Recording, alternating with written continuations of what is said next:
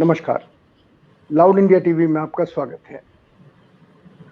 Star journalist में जब हम किसी को बुलाते हैं तो हम ये मान के चलते हैं कि वो सचमुच स्टार है, और उसके स्टार होने की निशानी ये है कि उसके प्रशंसक भी उसे स्टार माने। हमारे साथ आज नीरजा चौधरी जी हैं।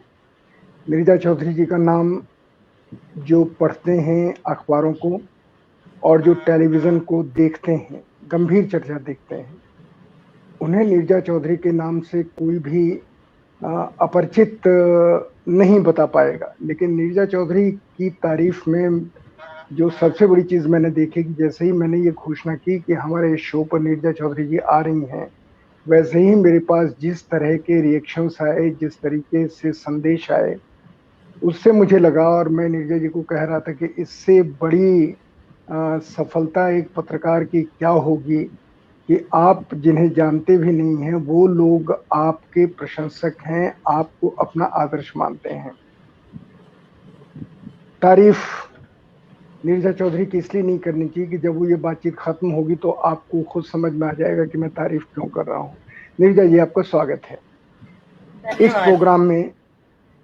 प्रोग्राम में हम आपसे वो कोई बात जानना नहीं चाहेंगे जिसका रिश्ता किसी ऐसी कंट्रोवर्सी से हो जिस कंट्रोवर्सी का कोई मतलब नहीं है। बेसलेस कंट्रोवर्सी इस समय देश में उठाने में लोगों को मजा आ रहा है, पर हम आपसे ये जानना चाहते हैं कि एक महिला जर्नलिस्ट हैं जिनके बारे में मैं आपसे कमेंट जानना चाह रहा हूं, और उनका नाम है नीरजा चौधरी। उनको एनालाइज कर दीजिए, उनकी जो जर्नलिज्म की जर्नी है उसको एनालाइज कर दीजिए। वो पत्रकारिता में कैसे आई, बैकग्राउंड क्या है, और ये जितना शॉर्ट में करेंगी उतना ही हम लोग आपको थैंक्स कहेंगे। उसके बाद हम सब्जेक्ट के ऊपर आएंगे। धन्यवाद संतोष जी, आपने ज्यादा ही चढ़ा दिया मुझे, लेकिन उन शब्दों के लिए धन्यवाद। अगर ऐसे लोग हैं जिन्होंने पत्रकारिता को फॉलो किया है, मेरी लेखनी को फॉलो किया है, तो मुझे उससे बहुत खुशी है। पत्रकारिता में मैं आई, शुरुआत किया हिम्मत वीकली से। राजमोहन गांधी चलाते थे, बम्बई से निकलती थी, और इमरजेंसी के दौरान मैं इससे जुड़ी। 75 का सन था जब इंदिरा गांधी ने इमरजेंसी लगाई थी। उससे पहले छुटपुट लिखती थी हिम्मत के लिए।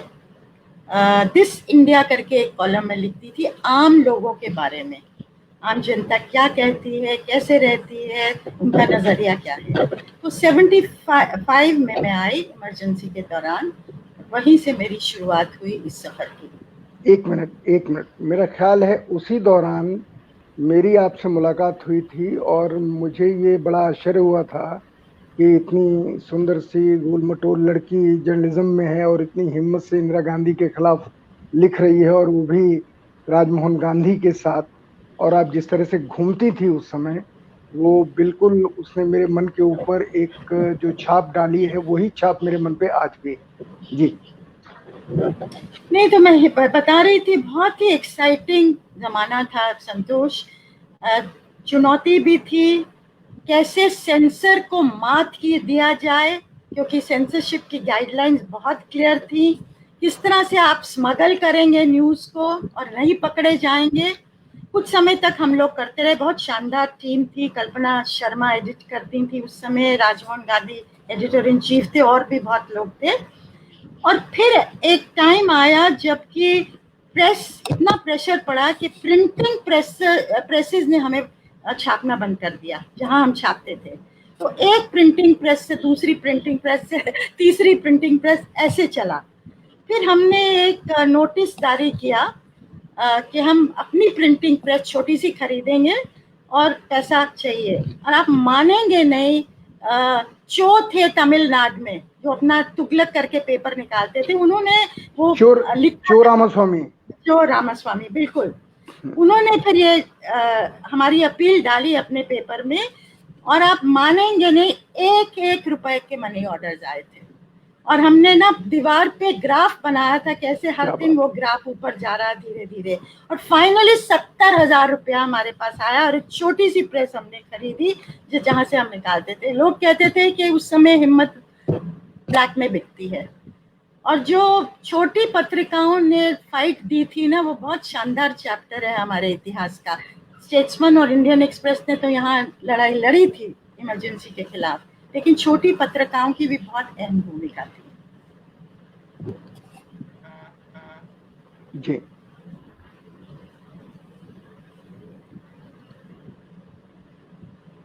आप खामोश हो गई कि इंटरनेट की गड़बड़ से आवाज नहीं आ रही है?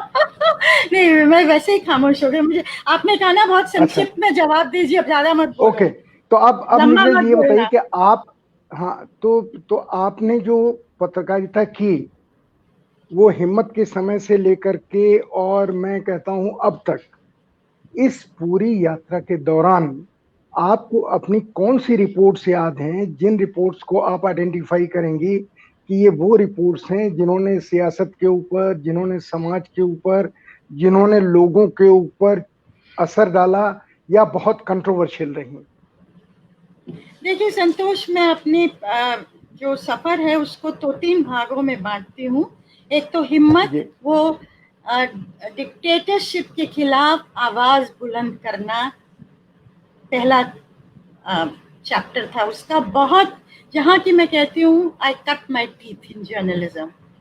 दूसरा आया जब मैं दिल्ली आई और मैं स्टेट्समैन के साथ जुड़ी, मेनलाइन पेपर के साथ 1982 में, और वहाँ मुझे सिविल राइट्स कॉरेस्पॉन्डेंट बनाया गया, first and only civil rights correspondent. पर क्योंकि एक इमरजेंसी के बाद एक ह्यूमन राइट्स, सिविल राइट्स का माहौल था देश में, आज़ादी होनी चाहिए और आज़ादी को किसी को लेना नहीं चाहिए, हमारी फंडामेंटल फ्रीडम्स को, तो एक माहौल था देश में। वो जो 5, साढ़े 5, 6 साल थे मेरे लिए बहुत ही शानदार पीरियड था, क्योंकि मुझे ट्रैवल करने दिया। और उस समय मैंने लिखा था bonded labour, child labour, under trials के केसेस, 30-30, 35 साल जो लोग जेलों में ट्रायल नहीं शुरू हुआ है। तो उन दिनों जो मैंने स्टोरीज की थी, चाइल्ड रैग पिकर्स, इस तरह की पंजाब की तो की थी बाद में, लेकिन एक दो जो उस समय अहम स्टोरी थी, एक फरीदाबाद में माइनिंग वर्कर्स के खिलाफ जो अत्याचार था और बॉन्डेज में रखते थे उनको, तो उसके बारे में मैंने लिखा था, जिसमें बहुत बवाल हुआ था। उस समय आपको याद है पीएन भगवती ने पब्लिक इंटरेस्ट लिटिगेशन शुरुआत की थी, बिल्कुल, उनके दिमाग बिल्कुल, की बिल्कुल, उपज थी वो। तो मैंने जब स्टोरीज लिखी, बवाल हुआ, तो फिर मैंने सोचा कि इसमें मैं पीआईएल क्यों नहीं करूं। तो उनके बिहाफ पे मैंने पीआईएल किया। और जो कोर्ट का वर्डिक्ट आया, पहली बार मैं अर्जुन सिंह जब चीफ मिनिस्टर से इसी दौरान मिली थी उन्हें भोपाल में, तो उनको रिलीज किया गया। फिर मैंने फॉलो अप किया तो पता लगा कि उनको जो मिलना चाहिए मिला ही नहीं है, पूरी तरह से रिलीज नहीं हुआ है। तो फिर कोर्ट ने ऑर्डर दिया था, जिन जिन को सैलरी भी अपने जो उनका मिलना चाहिए, मुआवजा और जो सैलरी थी, सैलरी नहीं, जो रोज पैसा मिलना चाहिए, अगर वो नहीं मिलता है, डेली जो वेज होता है, उसको भी हम बॉन्डेज मानेंगे। तो बहुत फार रीचिंग था। और एक और किस्सा था, जबकि एक अंडर ट्रायल था मुजफ्फरपुर में, रुदल शाह, मुझे अभी भी याद है, 33 साल से जेल के अंदर था। और मैं एक छोटे से हिंदी के पेपर में मैंने 2-3 लाइनें देखी थी, और मेरे एडिटर थे हमारे एस सहाय, मैंने उनसे कहा मैं जाना चाहती हूँ। उस समय बहुत फ्रीडम था पेपर की तरफ से, जाइए करिए, फॉलो अप करिए।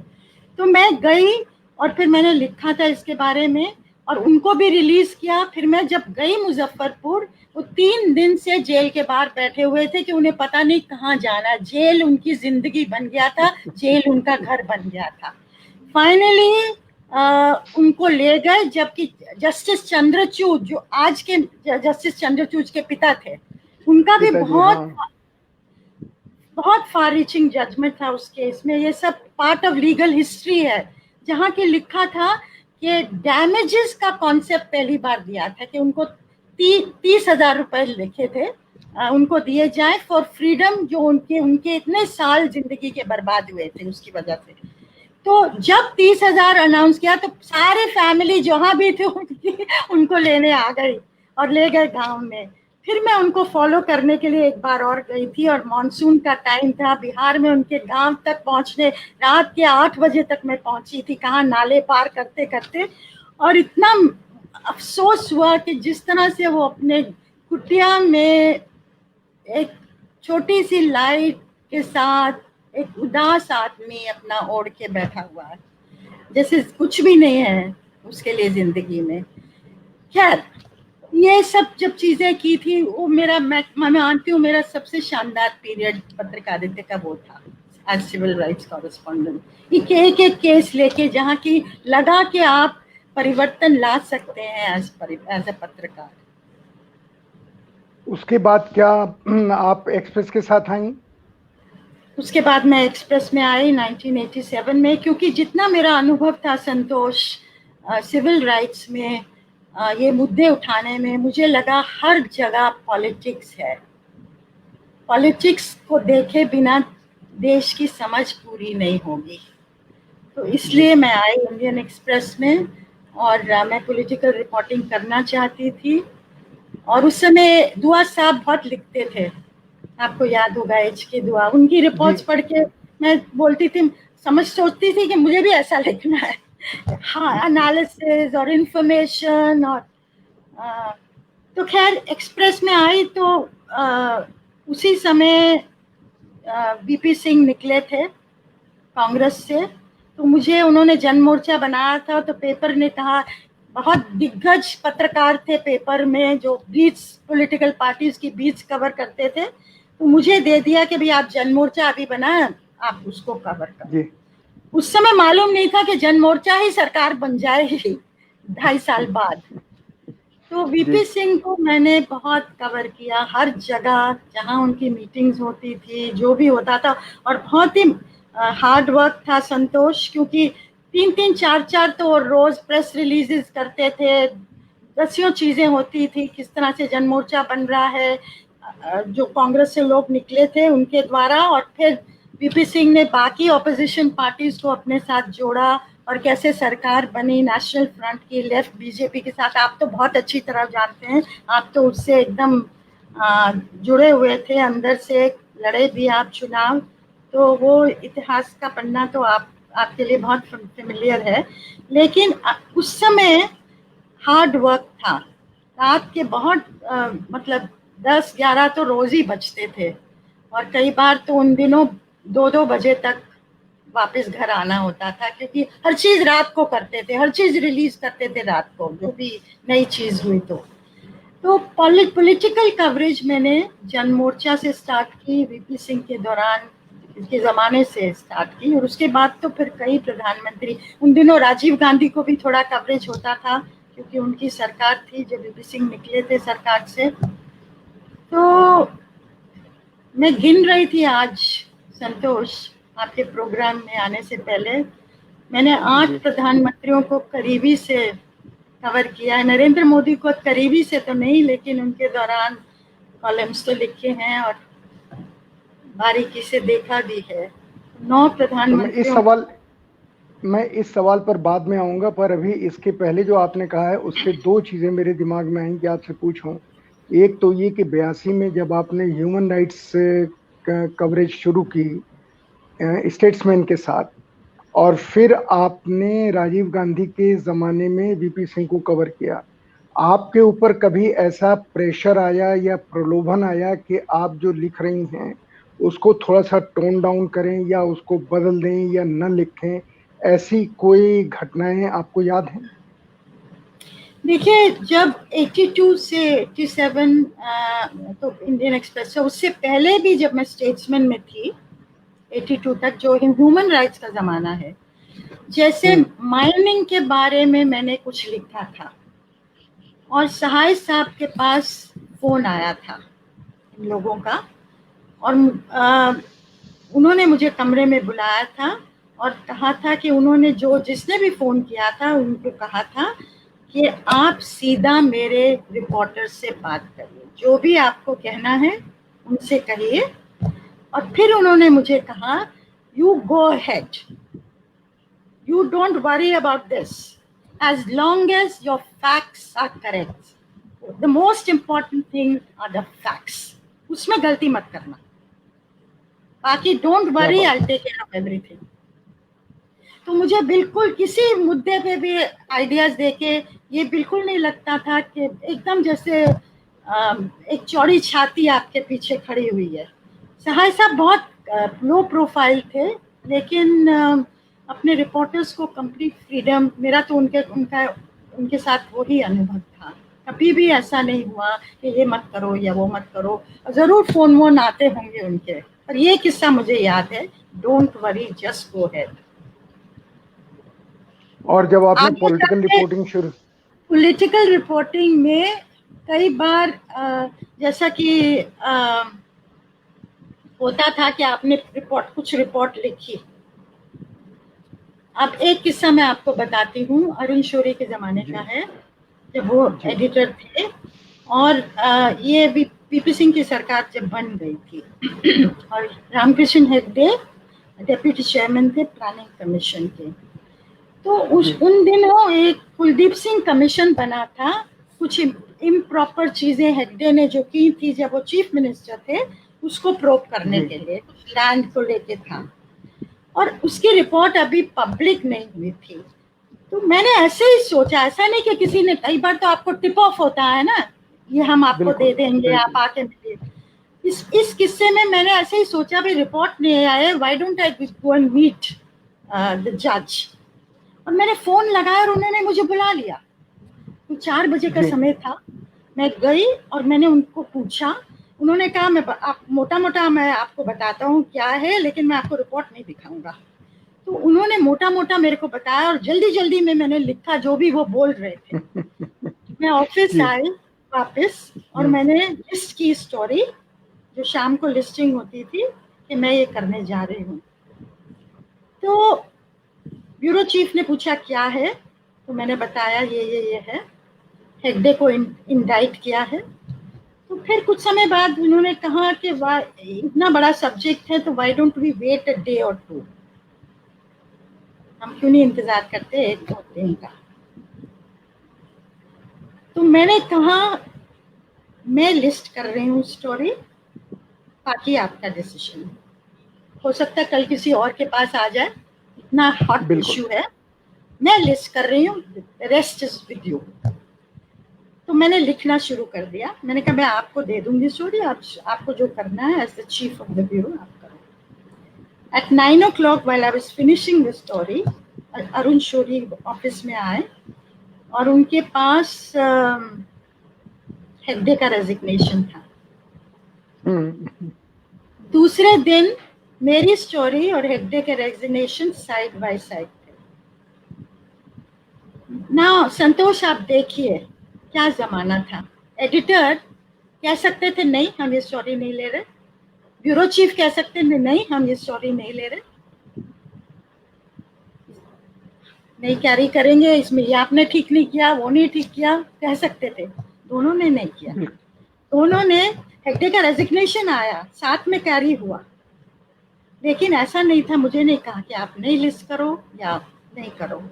और उस रात संतोष, क्योंकि मैंने देखा था क्या हुआ है, 11 बजे मुझे लगा क्या मैंने कुलदीप सिंह को ठीक सुना है क्योंकि मैंने तो पढ़ी नहीं थी। मैंने 11:15 उनको घुमाया, एक शक आया, have I heard this right. उनकी वाइफ ने उठाया कि 11:15 क्या लड़की की आवाज आ रही है, क्या चाह रही है ये। खैर उन्होंने दे दिया अपने हस्बैंड को। फिर मैंने चेक किया दोबारा, उन्होंने कहा कि ठीक है।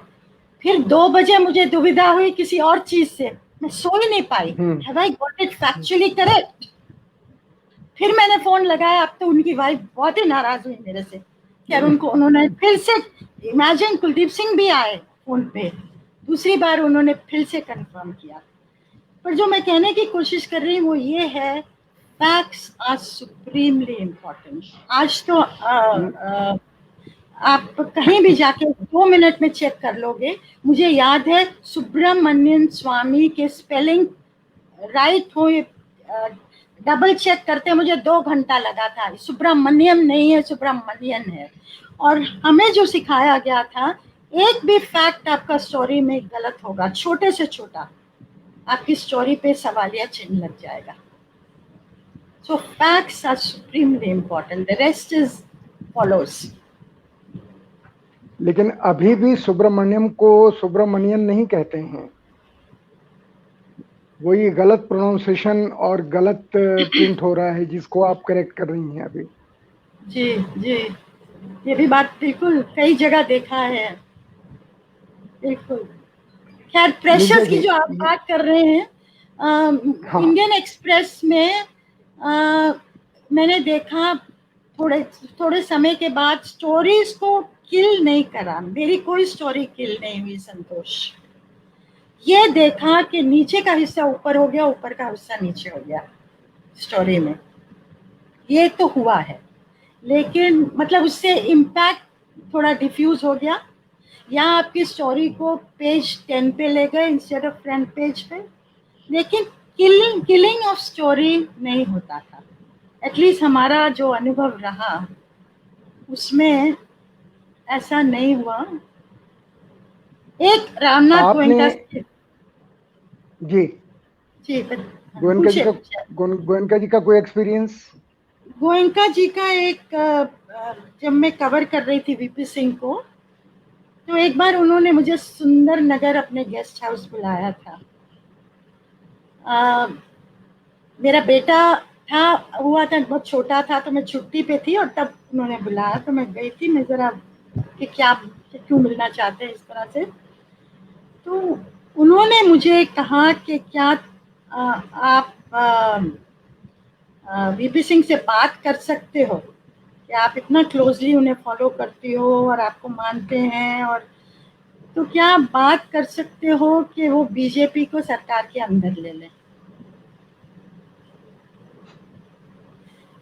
तो जी, संतोष, मैंने उनसे कहा कि आप मुझे माफ़ करिए, आप प्रोप्राइटर हैं, पर ना तो मेरे को ये इल्यूजन है कि वो मेरी बात सुनेंगे, ना एज अ पत्रकार मैं मानती हूँ ये मेरा रोल है।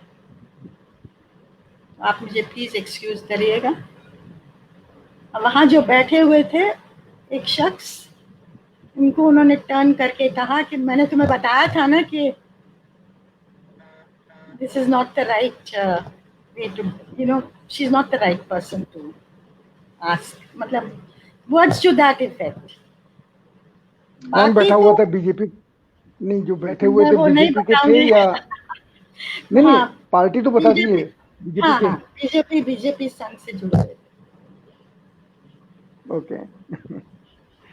तो अब नित्या जी, मैं आपसे जो अगला सवाल पूछ रहा हूँ, वो सवाल का उत्तर देने में आपको कोई परेशानी नहीं होनी चाहिए कि आपने राजमोहन गांधी, अरुण शौरी जैसे एडिटर्स के साथ काम किया, लेकिन जितने भी एस साहे साहब, जितने एडिटर्स के साथ, इन तीनों के अलावा और जितनों के साथ काम किया, उनकी कौन, जैसे साहे साहब की खूबी आपने बता दी, इस तरीके से कोई और खूबी किसी एडिटर की आपको याद है जिनके साथ आपने काम किया हो? राजकमल झा, जी, उस हाँ, समय राजकमल के बारे में बताइए। राजकमल झा उस समय एडिटर नहीं थे, शेखर गुप्ता एडिटर थे, पर मेनली पेपर निकालते थे, तो हमारा डीलिंग उन्हीं से होता था। नंबर जी 2 थे। तो जी मुझे कैंसर हुआ था जी 2002 में, जी और 2002 जिस साल मुझे कैंसर हुआ था was my most prolific year of writing, जो कि शेखर गुप्ता ने मुझे एक चिट्ठी भी भेजी थी, इतनी हम्म, स्टोरीज मैंने की थी उस समय। और जो हम्म, हेल्पिंग हैंड राजकमल झा ने हमको दिया था, नीरजा तुम लिख दो बस, हम सारा क्लीन अप कर देंगे, but you must write it, go out and right it. And मैं आके I was undergoing chemotherapy or radiotherapy. Some days I used to be very tired, but मैं मिलती थी लोगों को, और मैं आके लिखती थी, तकरीबन रोज ऑफिस में जाती थी। भूमि कपूर ने मुझे अपना ऑफिस दिया था, नीरजा मतलब you want to rest there, use कर लेना। तो जिस तरह से एक एनकरेजमेंट और हेल्पिंग हैंड एंड एक्सपेक्टेशन के कैंसर ट्रीटमेंट के दौरान भी मैं उसी तरह काम करूंगी जैसे मैं पहले करती थी। एक जो वो मैं कभी नहीं भूलूंगी, एक्सप्रेस की जो टीम थी पूरी, और राजकमल झा को मैं amongst the finest editors amongst the younger editors मानती हूँ। उनमें हिम्मत है, उनमें एक विजडम है आज भी, और एक टीम लीडर हैं जो अपनी टीम को बहुत एनकरेज करते हैं, और research, well research stories detail में, वो उनकी बहुत खूबी है। If I was to younger editors में I would put my finger on Rajkamal Jha, क्योंकि मैंने maybe I'm partial because मैंने उनके साथ काम किया। I'm sure there are other very good editors also. Neerja जी, आपके ज़माने में आपकी तरह के कोई और रिपोर्टर, जब से आपने जर्नलिज्म में आप आई हैं और अभी तक, कुछ और जर्नलिस्ट आपको याद हैं जिन्होंने उसी नेचर की और या उसी बहादुरी के साथ रिपोर्ट की हो, उसी गहराई के साथ जिस तरह की रिपोर्ट आप करती रही हैं? देखो संतोष मैं मानती हूँ, मैं हमारे ये शहनाज आंकड़ेसरिया अय्यर मेरे साथ बैठती थी, बहुत शानदार रिपोर्टिंग उन्होंने की। मैं मानती हूँ कई महिला पत्रकार उस समय, नॉर्मली ये नॉर्म था इस तरह की पत्रकारिता करना, ये एक्सेप्शन टू द रूल नहीं था। If you go name by name, अगर आप लोग विद्या सुब्रमण्यन, स्मिता गुप्ता, राधिका रामशेषन, विमेन के आई मीन और भी बहुत हैं, एज इलस्ट्रेशन दे रही हूँ, जो कि बहुत सीरियसली लेते थे जर्नलिज्म को। और मैं मानती हूँ आज भी हैं ऐसे लोग, ऐसा नहीं है कि वो गुम हो गए हैं। आप एक्सप्रेस में ही देख लीजिए जिस तरह की रिपोर्टिंग आजकल हो रही है, फाइन, इतना पूल ऑफ टैलेंट एनकरेज है वहाँ। और मैं भी एक ही पेपर का नाम दे रही हूँ। बिल्कुल बिल्कुल। अच्छा और भी नीरजा जी, हाँ बिल्कुल होंगे, लेकिन नीरजा जी आपने बीच में जिक्र किया कि आपने 8 प्रधानमंत्रियों को कवर किया। अब उन प्रधानमंत्रियों को थोड़ा सा रेट कीजिए, उनकी साइकोलॉजी, उनके कल्चर, उनका बिहेवियर, जो 8 प्रधानमंत्री हैं उनको थोड़ा एनालाइज कीजिए, और इन चीज़ों पर कि वो कौन कितना हम्बल था, कौन कितना रूड था, कौन कितना ओपन था, इसके बारे में थोड़ा बताएं ना।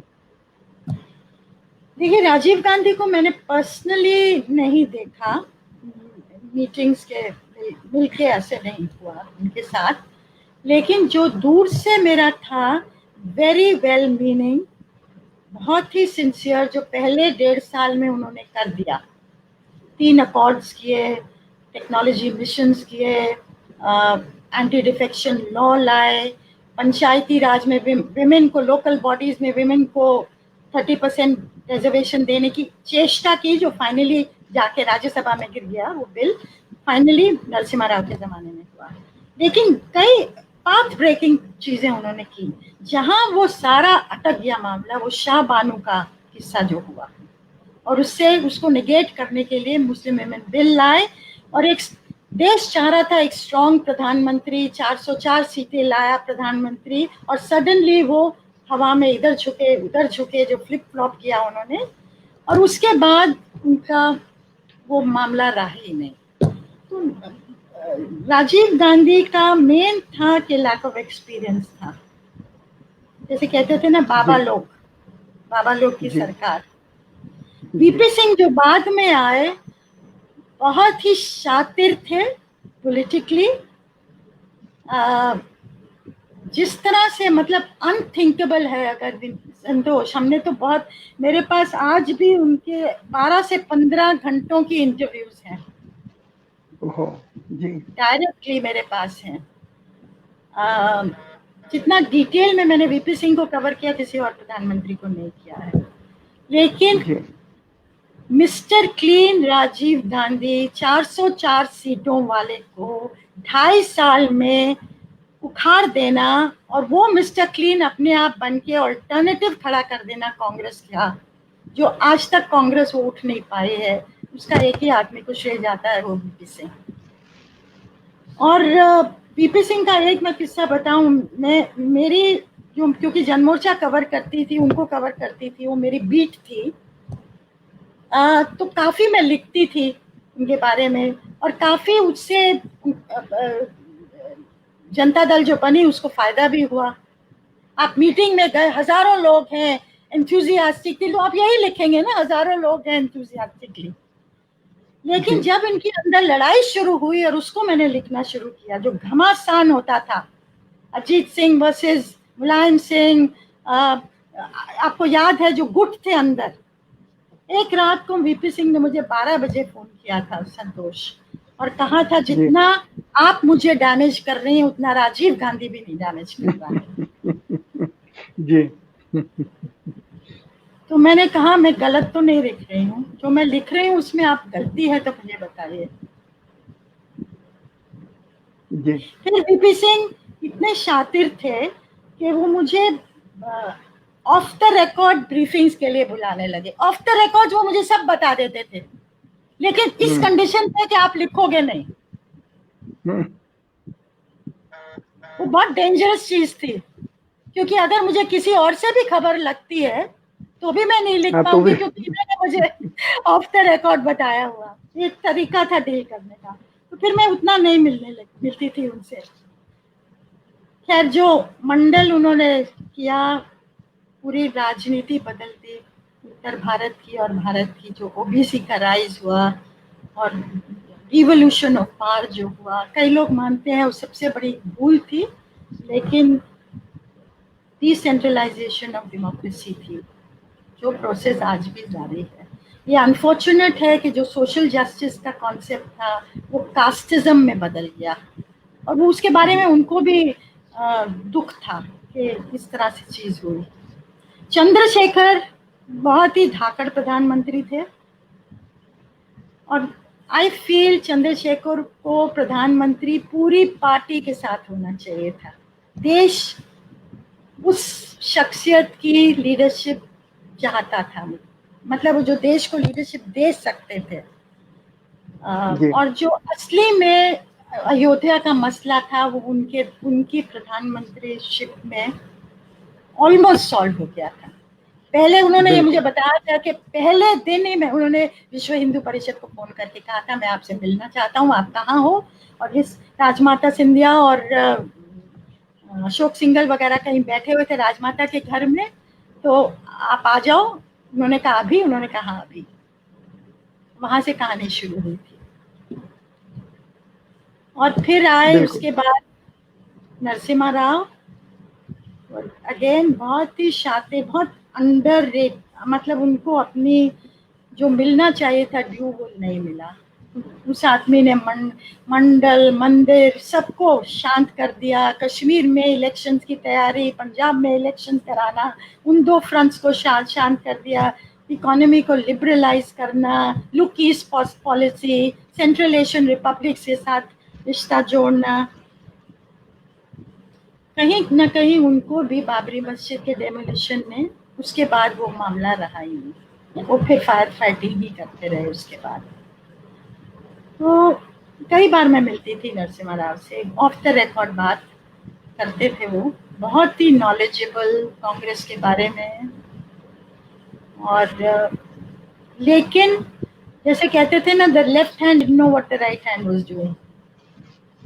नीड टू नो बेसिस पे उनके लोग जो बहुत करीब भी काम करते थे, जैसे भुवनेश चतुर्वेदी थी जो पीएम में जी मिनिस्टर थे, जी वो भी वही जी बताते थे कि उनको पता नहीं रहता कि और किसी को उन्होंने क्या काम किया। नरेश चंद्रा का क्या काम है, नरेश चंद्रा को मालूम है, और भुवनेश चतुर्वेदी का क्या काम है, भुवनेश चतुर्वेदी को मालूम है। आपस में किसी को फुल पिक्चर नहीं थी, सिर्फ नरसिम्हा राव को फुल पिक्चर थी। तो बहुत ही मतलब फिर आए ही अंडरस्टूड फिर आए इंडिया। देवेगौड़ा फिर आए देवेगौड़ा जी।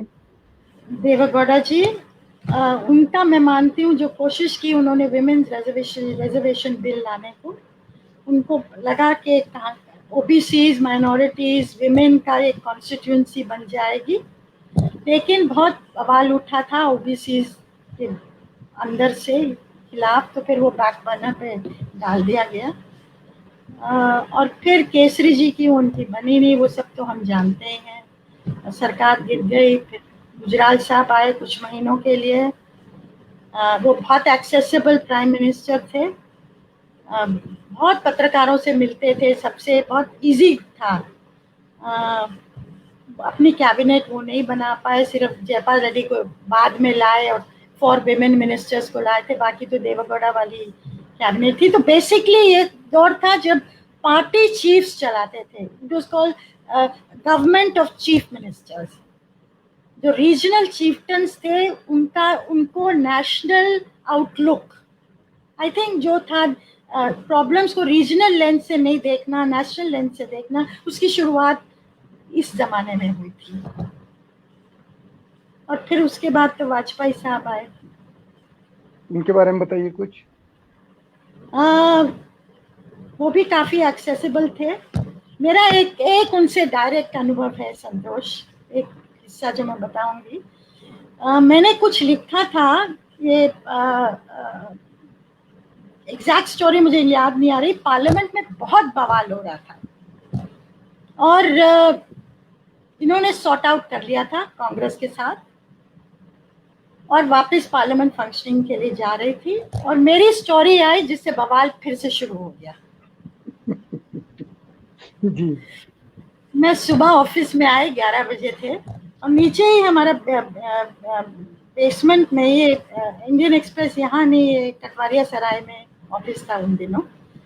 तो जैसे ही मैं रिसेप्शनिस्ट के पास पहुंची तो उन्होंने कहा, ओ आप आ गए, वेरी गुड, पीएमओ से फोन है। तो मैंने सोचा पीएमओ से जैसे कई बार बुलाते हैं कि कोई फंक्शन है या, तो मैंने लिया, मैं अटल बिहारी वाजपेयी बोल रहा हूँ।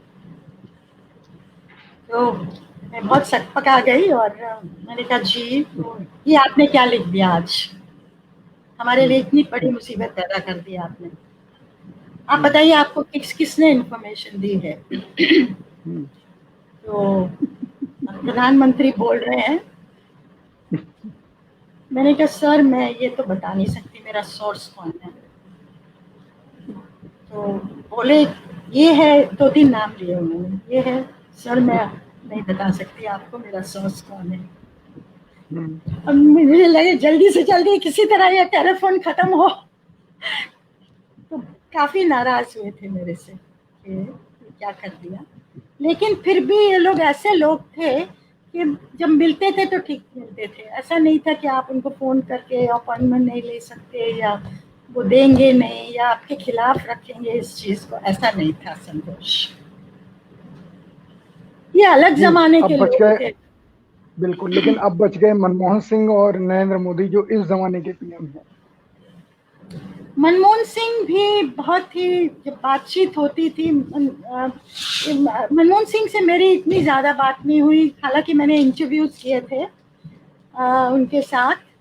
और मेरी इंटरव्यू के बाद उन्होंने 26 जनवरी की रिसेप्शन थी और हम लोग मिले वहाँ, तो बोले थे तुमने बिल्कुल फैक्चुअली लिखा है, जो लिखा है एकदम ठीक लिखा है, जो उन्होंने बात की थी। Q&A नहीं था मेरे ख्याल, ऐसे इंटरव्यू थी। तो मैं ज़रा हैरान हुई कि व्हाट डिड यू एक्सपेक्ट, आप मेरे से बात करेंगे, वो फैक्चुअली मैं नहीं लिखूंगी क्या। तो उनका कमेंट ही बहुत रिवीलिंग था। बाकी मनमोहन सिंह, आप मतलब पास शेयरिंग था सोनिया गांधी से। सोनिया गांधी से मेरा ज़्यादा मिलना होता था बनिस्बत मनमोहन सिंह के। जी। बट इंफॉर्मेशनली जब फंक्शंस होते थे, ईयरली सेलिब्रेशन होता था यूपीए का, तब तो मिलते ही थे लोगों को, पत्रकारों को भी बुलाया जाता था, आराम से मिलते थे, बातचीत करते थे। बहुत ही डिसेंट जिसको कहते हैं ना प्रधानमंत्री। और नरेंद्र मोदी से जब गुजरात में 12 में जीते थे तो मैं गई थी उनकी शेयरिंग इनके लिए, बहुत इंटरेस्टिंग थी।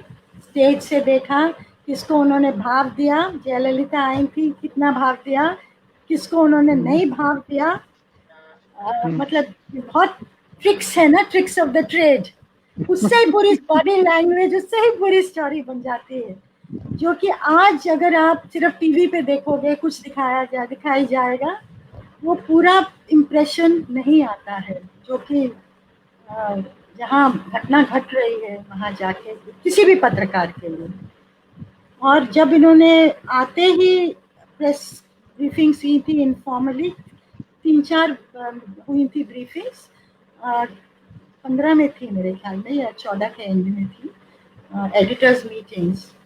जब उन्होंने एक में मुझे भी बुलाया था, 1.5 घंटा बात हुई, हर सवाल का जवाब, till we were all exhausted question, और कहा isn't this better than a press conference. आप जो सवाल, was it better, I don't know, क्योंकि हम यूज तो कर नहीं पाए ना फॉर्मली के प्रधानमंत्री ने ये कहा, पर किसी भी कड़े से कड़े सवाल थे संतोष उसमें। उनकी पत्नी के बारे में था, क्रोनिक कैपिटलिज्म के बारे में था, अडानी को ऑस्ट्रेलिया ले जाने के बारे में था, सब जवाब उन्होंने दिए। उनके चेहरे पे शक्ल नहीं आई थी कि ऐसा क्यों कर रहे हो, लेकिन फॉर्मली नहीं, एज अ इनफॉर्मली। अब शायद उतना मिलना लोगों का नहीं होता, अब तो ज़्यादा ही हो गया है इनएक्सेसिबिलिटी। तो मैं मानती हूँ प्रधानमंत्री को एक्सेसिबल होना चाहिए मीडिया। तो आपका इस पे कमेंट क्या है? उन्होंने क्यों प्रेस कॉन्फ्रेंस पिछले 7 सालों से नहीं की? क्योंकि आप इनफॉर्मली भी उनका दिमाग जान चुकी हैं, जितनी इंफॉर्मेशन आपके पास है। जब दिमाग जानना इतना आसान नहीं होता है संतोष, या तो वो नहीं चाहते कंट्रोवर्शियल चीजें, और बहुत कड़े सवाल आएंगे प्रेस कॉन्फ्रेंस में, तो कड़े सवाल आएंगे। अब क्या हुआ, जब से सोशल मीडिया आया है ना, और हर पॉलिटिशियन ये कर रहा है, it's a one way conversation.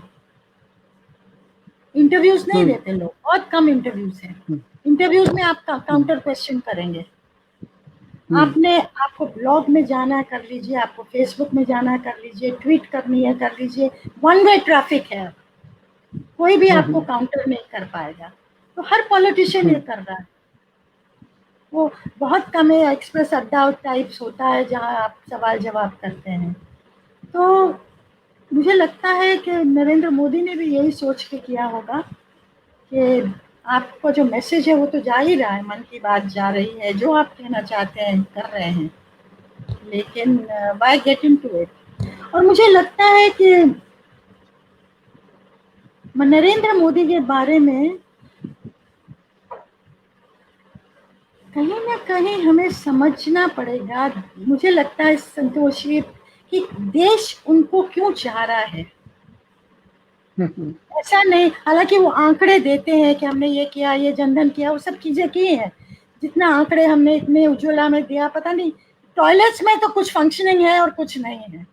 Women's toilets की जब उन्होंने बात की थी पहले 15 अगस्त में, मेरे तो रोंगटे खड़े हो गए थे कि कोई भी टॉप नेता विमेन के लिए टॉयलेट्स होना, जो इतनी बड़ी चीज है, इतना बड़ा मुद्दा है कंट्री साइड में, बात करता है। कोशिश हुई, CSR फंड्स गए, पानी कहाँ, पूरी तरह से वो नहीं हुआ जैसे होना चाहिए था, इफेक्टिव नहीं हुआ। मुझे लगता है उसको फॉलो अप करना चाहिए अभी भी। लेकिन फिर भी लोग क्यों चाहते हैं नरेंद्र मोदी को आज भी? इज इट इनकी पैकेजिंग है? इज इट इतने बड़े बड़े, आज अगर देख लीजिए आप, कोविड है, देश में त्राही त्राही है आज कोविड की वजह से, इकोनॉमिक इतना बड़ा सेटबैक है आज, कितनी जॉबलेसनेस है, 24% GDP का माइनस जो सरकारी रिपोर्ट से आ रहा है। फिर भी देश चाह रहा है, मोदी के सिवा कोई और नहीं है। ये क्या है, देश उनमें क्या देखता है, ये हम पूरी तरह समझे नहीं है। मुझे तो लगता है, मैं कहूँ आपको कि एक ग्रुप बना के देश में लोगों से बातचीत करनी चाहिए, क्या फिनोमिनन है, क्या प्रोसेसेस हैं, लोग क्या चाह रहे हैं अपने नेताओं में से। ये तो ऑब्वियस चीज है कि विकल्प नहीं है उनके सामने, पर मुझे लगता है उससे ज्यादा गहरी समझ हमें चाहिए है इन प्रोसेसेस, इन फिनोमिनन जो हो रहे हैं हमारे देश में इस समय, उनको समझने के लिए। मैं मानती हूँ, मैं कई बार ये कह चुकी हूँ कि नरेंद्र मोदी बहुत बड़ी चीज कर सकते हैं देश के लिए। दो मायनों में उनका है जो आपत्ति होती है, डिसेंट और डाइवर्सिटी को रिस्पेक्ट करना। देश की डाइवर्सिटी, आपकी माइनॉरिटीज सिक्योर फील करें, और डिसेंट चाहे मीडिया को हो, एकेडमिक्स का हो, उसकी रिस्पेक्ट करना। ये दो चीजें होती है तो फिनोमेना है ये। नीरज जी, मेरी तरफ से आखिरी सवाल आपसे, कि जिस दौर की पत्रकारिता की बात आप कर रही हैं, या आप 2014 तक के जर्नलिज्म की बात कीजिए, उस समय जो खबरें आती थीं, चाहे टेलीविजन की हों या प्रिंट की हों, वो लोगों के दिमाग को खुराक देती थी सोचने के लिए कि देश में ऐसा हो रहा है, ऐसा हो रहा है। लेकिन अचानक टेलीविजन जर्नलिज्म ने, जो कि बहुत सारे लोगों को लगता है कि ये पत्रकारिता से के अलावा सब कुछ है, मनोरंजन है, मौकरी है, गाली सब कुछ है, भटकाना है, और जब देश में चीन जैसा खतरा खड़ा हो, उस समय एक एक्टर की आत्महत्या के सवाल को इतना बड़ा बना देना, और जिस तरीके से रिपोर्ट हो रही है कि सीबीआई के कमरे में क्या क्या हो रहा है, इनको जो लफ्ज है ना, पल पल की जानकारी हर चैनल को मिल रही है, वो लोगों के पास भेज रहे हैं और लोगों को इश्यूज से दूर रख रहे हैं, जिन समस्याओं का आपने जिक्र किया। एज ए सीनियर जर्नलिस्ट, जिसको देश से भी प्यार है, समाज से भी प्यार है, यहाँ की पूरी व्यवस्था को आप चाहती हैं कि वो ज्यादा रिस्पॉन्सिव बने, जो लास्ट में आपने कहा, ऐसे जर्नलिस्ट होने के नाते आपको जो फर्क आया है जर्नलिज्म में, ये स्वाभाविक है, अस्वाभाविक है, कब तक चलेगा, कब तक नहीं चलेगा, कुछ कमेंट कर सकती हैं इस पे? देखिए संतोष, अगर मैं एक डेट डालूं तो 91 होगा डेट, लिबरलाइजेशन के बाद। उसका कॉर्पोरेट इन्फ्लुएंस मीडिया पे जो बड़ा है, ज्यादा हुआ है, और पॉलिटिकल, क्योंकि कॉर्पोरेट का इन्फ्लुएंस बड़ा है, उसमें पॉलिटिकल इंटरफेरेंस भी ज्यादा है, पॉलिटिकल एजेंडाज हावी हुए हैं मीडिया के ऊपर। और मैं मानती हूँ उस तरह के कद्दावर नेता ना तो कॉर्पोरेट वर्ल्ड में रहे हैं, जो कि ओनर थे, जैसे रामनाथ गोयनका थे, उस तरह से कॉर्पोरेट में नहीं थे लेकिन ओनर थे। सीआर ईरानी अपने जमाने में थे, पर उस तरह से कॉर्पोरेट नहीं था, बिजनेस इंटरेस्ट से नहीं जुड़ा हुआ था डायरेक्टली, ज्यादा बिजनेस इंटरेस्ट से जुड़ा है, और पॉलिटिकल एजेंडाज भी हावी उसी वजह से ज्यादा हुए हैं। कद्दावर नेता ना हुए हैं। मैं अपनी ट्राइब को नहीं वो अंडरमाइन करना चाहूंगी, आज भी बहुत बड़े बड़े लोग हैं पत्रकारिता में, तो प्रॉब्लम उससे आई है। फैलाव भी हुआ है, चाहे टीवी का हो, रूरल न्यूज़पेपर्स गए हैं, और फिर अलग 86 में कलर टीवी आ गया, 95 में इंटरनेट आ गया, सोशल मीडिया का अपना, आप जानते हैं, आउटरीच जो है उसको कंट्रोल करना ज़्यादा मुश्किल है, चेक्स एंड बैलेंसेस कम हैं, और कहीं ना कहीं हमारा जो प्रिंसिपल होता था ना, it is better to err on the side of more freedom than on the side of less freedom, अगर खामियां हैं भी मीडिया में। लेकिन अब जो बढ़ता जा रहा वो है, it is better to err on the side of less freedom. पकड़ो, दबोचो, कंट्रोल करो, अगर आपको जो मीडिया कह रहा है वो पसंद नहीं है, प्रेशर डालो। पहले भी प्रेशर्स होते थे, लेकिन इस तरह की पहले लक्ष्मण रेखा होती थी, मुझे लगता है होती थी, बिल्कुल। तो आज हम लोग, आप भी, मैं भी, हम लोग क्यों आए पत्रकारिता में? इसीलिए आए ना कि अन्याय के साथ लड़ सकें, गरीबी के खिलाफ आवाज उठा सकें, असमानता के खिलाफ आवाज उठा सकते, नहीं तो कहीं और दुकान करते, हम कहीं और कुछ करते। लेकिन आज जमाना बदल गया, सदी बदल गई, पर मुझे लगता है हवाएं, उनका रुख बदलेगा। तो इसी आशा के साथ इस प्रोग्राम को समाप्त करने की इजाजत चाहते हैं आपसे, और आपको बहुत बहुत धन्यवाद अपने आखिरी एक लाइन के कमेंट के लिए, कि हवाएं बदलेंगी, जमाना बदलेगा। नीरजा जी आपको बहुत बहुत धन्यवाद आने के लिए, और आपने जो हमें आज जानकारी दी ये हमारे दिमाग को और खासकर आज के पत्रकारों को झंझोड़ेगी और बताएगी कि पत्रकारिता जो बिटवीन द लाइंस आपने बहुत कुछ कहा है, वो अगर लोग पकड़ पाए तो उन्हें समझ में आएगा कि कितनी हिम्मत, कितनी समझ, कितनी बहादुरी पत्रकारिता करने के लिए चाहिए, जो कि अब धीरे धीरे खत्म हो रही है। और वो जैसे ही आज के पत्रकारों में वापस आएगी, निश्चित रूप से हवाएं बदलेंगी और जमाना बदलेगा। आपको बहुत बहुत धन्यवाद। और दर्शकों, आपने सुना नीरजा चौधरी जी को, हम इन्हें फिर बुलाएंगे क्योंकि बहुत सारी चीजें रह गई हैं। एक चीज तो यही रह गई है कि आज के पत्रकारों की ट्रेनिंग में तो कोई खोट नहीं है से वो इन सवालों को पकड़ नहीं पा रहे हैं, लेकिन ये सब नीरजा जी जब अगली बार आएंगी तब उनसे करेंगे। अभी सबको धन्यवाद और आपको भी बहुत बहुत धन्यवाद। नमस्कार।